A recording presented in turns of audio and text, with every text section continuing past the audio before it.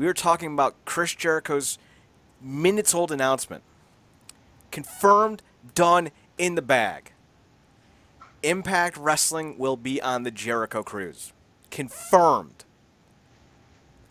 This, Marcus, goes into several different pieces of news bits that are starting to circulate around Impact Wrestling and Chris Jericho. Don Callis said we would love to have Chris Jericho in Impact Wrestling, especially at a big show. Jericho kind of went on Twitter, and everyone's like, oh, he's just trolling. It's just trolling. And then at the press conference, I should probably remember where we're at here.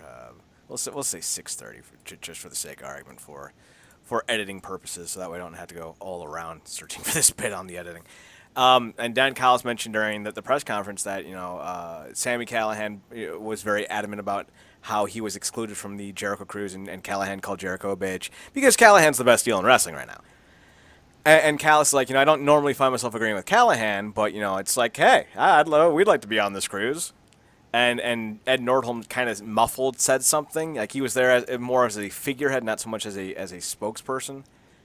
Not to be disingenuous to Ed Nordholm. Like he was there out of support, not because he really had anything he wanted to, or was expected to say. But he ended up saying something like, "Well, we'll see." I forget exactly what he says because it was kind of muffled, but it sounded like something like that, to the effect of, "Let's see what happens with that." I think is the general vibe from what he said.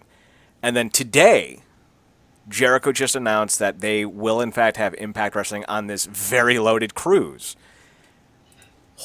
Marcus, holy shit.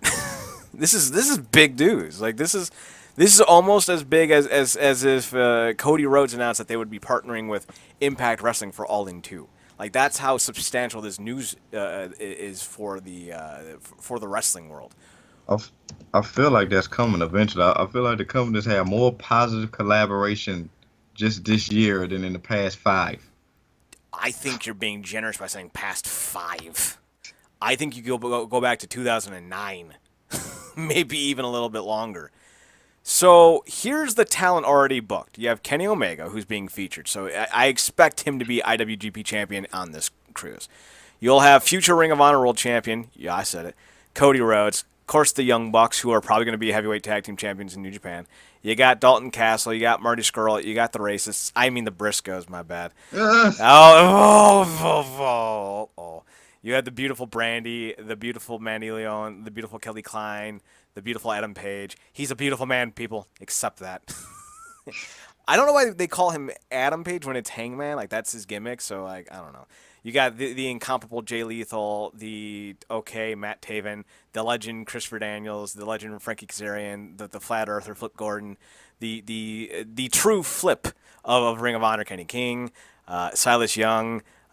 I don't know why Beer City Bruiser's on this show. Delirious, whatever. BJ Whitmer, whatever. Rhett Titus, whatever. Will Ferrero, whatever. I don't know why Cheeseburger's a thing, but he is, and he's on the show. And then you also have DDP, Mick Foley, Ricky Steamboat, Rey Mysterio, Raven, Pat Patterson, SoCal Val, James Ellsworth, Noelle Foley, why? Melissa Santos, yes. And then a bunch of podcasts featuring Busted Open, Killing the Town, The Art of Wrestling, Keeping It 100, and Beyond the Darkness. I don't know. I think that's like a horror or metal podcast. There'll be a lot of drinking. I can already smell the ink from all the autographs that's probably going to be signed. And depending on the size of the cruise, are they actually like going to be wrestling on the cruise? Yeah. Oh, yeah. Yeah. The cruise holds about 2,000 pedestrians. So they're going to have a decent-sized showing. Brian Cage is on the show. With Don Callis and Brian Cage already on the show, it's not that hard to realize or think that you could see more coming from Impact, so expect more, and I think that's great, especially if it means that Ring of Honor and Impact and New Japan can all basically like, hey, let's just thrumple this bitch. Let's all get into bed together and just see what happens. Let's get weird. I mean, you already called, and I thought this was hilarious. Ring of Honor, basically New Japan America. I don't see. All right, so yes, I say that all the time because it's the truth. Yeah, it is. I wish it wasn't, though, because without the New Japan guys, Jay Lethal and Dalton Castle would be at the top of that card. And I think that's more than a good enough top-tier group. They got a lot of really good talent. They don't need the New Japan guys. But I'm saying this kind of torn. I wish New Japan, not New Japan, I wish Ring of Honor had their own kind of vibe like they used to have in 2005 when they had Joe and Punk and Brian and Nigel, but they don't anymore. Their vibe is very much kind of co-sponsored by New Japan. However, what I think is the reason why I'm not so all up in their shit about this is New Japan only runs a show maybe every week, maybe every other week. So there's not always like, it's not like WWE where you have 30 fucking shows you got to watch in the span of 4 days. So if you're getting a little kind of jonesy for some Young Bucks or some Cody action or what have you, Ring of Honor is going to provide kind of the Betty Ford clinic, if you will, of wrestling. Like they're going to give you what you need to get through your addiction. So I don't have as much of a problem with it as I kind of make do with, or at least I present on the podcasts. But they definitely don't have their own image anymore. They definitely do have a shared image with New Japan. And that's what they're known for. And if that's what they want to be known for, then more power to them, because it does provide a lot of great wrestling. Like Marcus, you and I, well, at least I'll speak for me. I saw the Cody Rhodes Kenny Omega match from April when they were doing the WrestleMania weekend stuff, and it was one of the best matches of the year. It's probably my match of the year right now. But would that have happened in Ring of Honor without New Japan's working relationship? Probably not. Yeah, that show. I mean, that really put that show over because of that whole feud. They was able to bring that to Ring of Honor, and I like Ring of Honor as well. But it feels like a lot of times that you can miss like a string of their shows, and unless it's something stemming from something that's also going on in New Japan, with like the Bucks or the Bullet Club or something like that, you really not missing much, unfortunately. And like you're exactly right, and that's kind of where I was kind of alluding to, is like they've gotten away from their own stuff. The last really big thing that I remember really caring about was Jay Lethal's ascent to the title. Exactly. I was just gonna go off on that. It doesn't have that same vibe because now, like you said, it's so collaborative with New Japan. Stuff kind of blends together, and because of the way things set up, when it comes to guys competing for titles with Ring of Honor, it's only gonna go so many different ways anyway. So if a guy does drop a title to like a Kushida, he's only gonna have it for however long. And Kushida was great when he was a TV champion, but it kind of feels like when Jay Lethal, he created competition around himself within that company with the guys who were just with that company, like the Jay Briscoes, the Adam Coles, the ACHs, and all those guys. So. And this is not me crapping on Dalton Castle. I like Dalton Castle. It's just a different tier when it was with Jay Lethal, and just that whole House of Truth faction was phenomenal. And they need to kind of get back to that now. We talked about it before. A lot of it is because of that reliance on New Japan. They also had an extreme exodus of talent. Yeah. And I don't know, and a lot of guys aren't exactly jonesing to go to Ring of Honor. Ring of Honor now is kind of a company you kind of pass on through. And it's kind of ironic that we, as like longtime Impact fans, now guys are kind of gravitating because of the confidence that Impact is regaining. Guys are now wanting to come to Impact. Like if this was the old regime, they would have never got on that Jericho cruise. Yeah. This was still Dixie. So positive or not? Oh my God. If it was still Dixie, I don't even think I would be wanting to go on that cruise as a member of Impact. Like, no, I'm good. Like you're gonna sign me, pay me, and send me on a cruise. No, I still don't want to go. Dixie was the worst. Yeah, so we're not talking about that, but now we talking about a possible slightest, possible future working relationship between Impact and Ring of Honor. There's always kind of been this little tizzy there, and obviously the whole broken stuff of it all, the hardest didn't help, but maybe that can be mended now with what goes on in this cruise, and I think. The regime with Impact is really making some great waves to create a lot of these positive relationships, like we got with WrestleCorp and working with Lucha, and we've seen everything they got with that talent. And now with this cruise, I mean, it can only get better from here. So unless something majorly tragic happens, I don't see nothing but more positive momentum. And like you said, they get it all in too. Best believe Impact guys gonna be there. I would hope with the Rockin' Wrestling Rager. It does kind of help soothe some wounds between Impact and Ring of Honor. And here's the thing that we need to put in proper context. Impact and Ring of Honor have had at least 3 giant tussles in terms of management barking at one another. The first was not Impact's fault. It was during the whole what was his name, Rob Feinstein controversy, where he was busted by perverted justice for trying to seduce a 15-year-old boy into sex. So Impact's like, if he's going to be part of your company, we're pulling all of our guys out. We're not working with Ring of Honor again. They fired him, got rid of him. CM Punk actually was basically in the midst of the split between Ring of Honor and Impact, TNA at the time. He was one of the tag team champions, I think, with Colt Cabana and Ace Steel for the Second City Saints while he was feuding with Raven in TNA. When the split happened, he was basically told by TNA management, you need to pick. Punk's like, fuck you, I pick them. So that's why Punk left TNA. The second time around came in 2007, I think, when Impact started doing house shows. They signed all their guys to exclusive contracts, and all those guys included AJ Styles, Christopher Daniels, Samoa Joe, and others who were working with Ring of Honor at the time. Well, that pissed off Ring of Honor again, and they haven't been on good ground for a decade. Then there was the whole Matt Hardy situation where they sent a cease and desist letter to the Hardys for using the broken gimmick on Ring of Honor television. That even amplified the split between Ring of Honor and Impact even further. But now we have better management with Scott D'Amore and Don Callis, who are making amends, making attempts to show the wrestling world that they are a different company nowadays. And I think it's working personally, because Chris Jericho had always been adamant, why would I want to work with Impact? Now he's like, yeah, this is fucking cool. Let's do this. Now I think we're all kind of waiting on bated breath to see if Chris Jericho shows up in an Impact ring.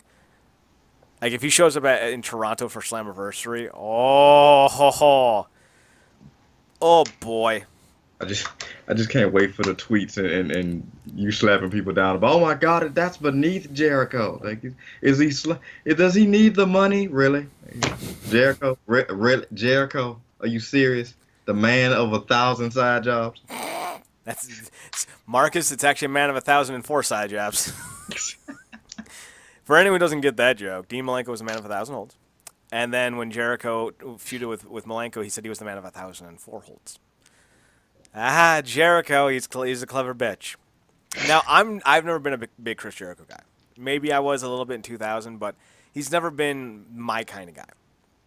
But if it's going to help the company, I say bring him the fuck in. Let's see what happens. Let's do it. Because I was super into that Kenny Omega Chris Jericho match in New Japan. And I'm probably going to be super into the Naito Jericho match on Saturday. So, like, let's see it. Come on. Chris Jericho and Austin Aries promos?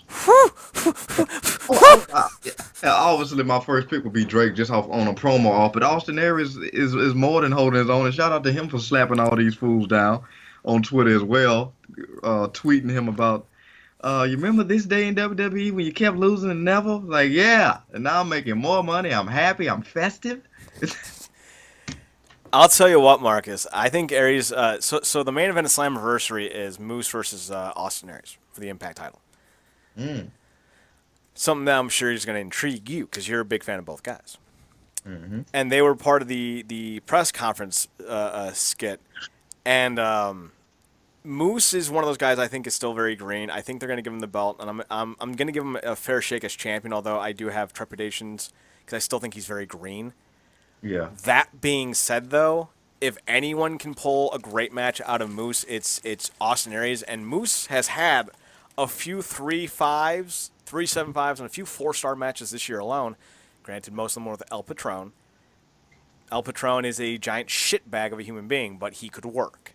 And that's something that I've always given him credit for.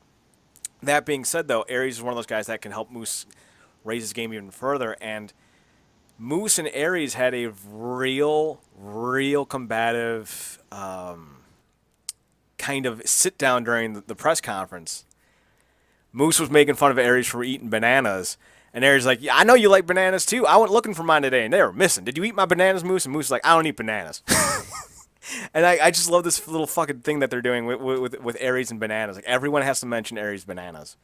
I don't know why. When he came back, he was eating banana. So I think his first feud with Eli mentioned the bananas. Everyone keeps mentioning Aries bananas, and I'm starting to think it might be a euphemism for his dick. yeah, me too. hey, hate to go to that horrible segment, but that whole El Patron, the horrible El Patron segment with the bananas. Patron trying to get his meat near his mouth, and then there's talking about his bananas.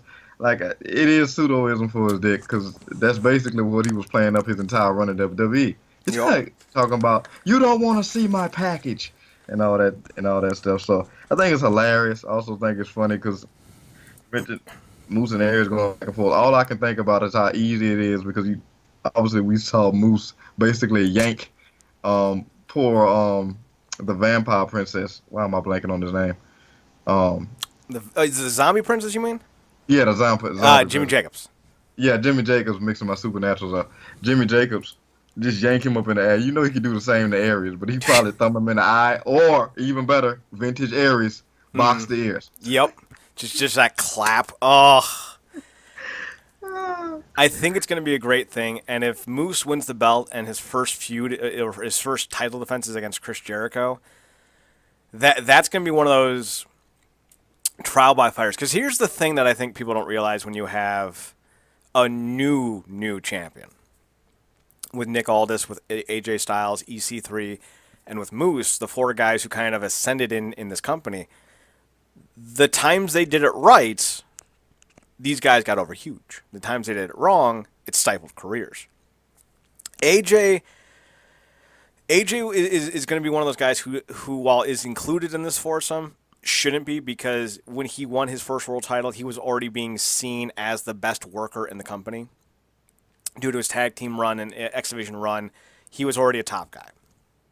But he was a little mismanaged, which I think is the reason why heading into 2005 with his third or fourth title reign, he still wasn't seen as the draw he could be. With EC3, he beat up Kurt Angle, Sting, Bully Ray, and everyone else who had any legitimate name value heading into this point. He won the belt and then had some good matches with Jeff Hardy afterwards and with Matt Hardy, and that cemented him as a top guy. With Nick Aldis, though, he won the belt with the help of Dixie. Then he beats AJ Styles with 8 other people's help. Then he beat up Sting with 8 other people's help, and that really kind of hindered his progress. So if Moose can beat Austin Aries and then go into a couple of high-profile matches where he wins definitively in good 15, 16-minute showcases, he's going to get over. There's no reason to think otherwise. And if Chris Jericho's going to be one of the guys he faces off with, that's just good news for Moose, because Jericho's always been a guy who's willing to eat a loss if it's for the right reasons. Yeah, he's like I said, he's in such a superb spot, be able to call his shots, do so many things, and it seemed like really to be on top of things at this stage in his career and really be in shape to do all of it is great. He has a great mind for the business. He has a great mind for just business, period, or else he wouldn't be where he's at. So, if he shows up in Impact, that would be obviously phenomenal, and just again shows just how thorough this regime has been in trying to rebuild his brand. But yeah, I mean, and just kudos to Moose, like we said, for us, he's still got a ways to go in terms of getting to that next level. But thinking back when you was talking about it, Moose came in with Mike Bennett. Yeah, he ain't new to this. And Mike Bennett came with Maria. Like this is some time ago. So Moose has been putting in his grind for a while now. Tried to get that Impact Grand title over. Obviously, not to get too far ahead of you, but obviously that's had a little bit of business happen with that at the conference as well. So, now it's his time to at least get the shot. I don't think he's had a shot since when? Did he ever get it like a one-on-one shot? I think he's gotten one world title shot maybe a year ago. I think he faced off with Eli for the belt, I think. Yeah. I think. Maybe it was El Patron. I don't remember. But he's had a few shots. Not as many as like Monty Brown did back in the day. Yeah. Monty Brown was another guy who had a lot of title shots but never won the big belt. But he hasn't reached that level of I don't want to say ineptitude, but I mean, Monty looked kind of stupid because he lost every title match he was ever in TNA, which is not good. You loved to watch him, but you knew he wasn't going to win the county. Yeah, and I want to go off on a little Monty Brown spiel here in a second, but this will do it for the YouTube portion. If you're listening live or if you're listening on the download, we're still going to have shit to talk about, so stick around. But if you're on the YouTube side of things, this is where we say goodbye to you. You can listen to you can find Marcus on Twitter at ParadoxKid, ParadoxKid. He's at your other website you do is... That's TotalWrestlingMagazine.co.uk. And no announcement yet on who this week's Impact Conference guy is? Not as of yet. So they'll probably announce it tomorrow morning, and they do it tomorrow, right? Yeah. Okay. So Marcus will have that written up sometime Wednesday or Thursday, I would assume, for the other website. You can find our website, realnerdcorp.com, at realnerdcorp.com, realnerdcorp.com, and on Twitter at nerdcorp, and on Instagram at realnerdcorp. You can find me on Twitter at ChadNerdCorp, ChadNerdCorp, as well as on Instagram at the same handle. Links, as always, are on the website. I kind of shuffle things around, kind of condensed, consolidated. All the stuff's still there. You just gotta kind of know, like, here at the podcast, drop down menu, there's the staff, pop out menu. Okay, cool, this works. So, thumbs up to me, because that took a lot longer than I want to admit. So with all that being said, for you YouTube fans, thanks for listening. Let us know down below if you want to hear or see Jericho and Impact, or Impact with New Japan, or Impact with Ring of Honor, or some kind of weird thrumple where all three companies have sex with one another. I don't know. I'm into that. I don't know if you are, but I am. So with that being said, that's all we have for this week. Have a good night. Stay classy, or don't. It's up to you. I don't really give a fuck. Marcus, tell the YouTube people to say good night to the YouTube people. There we go. Good night.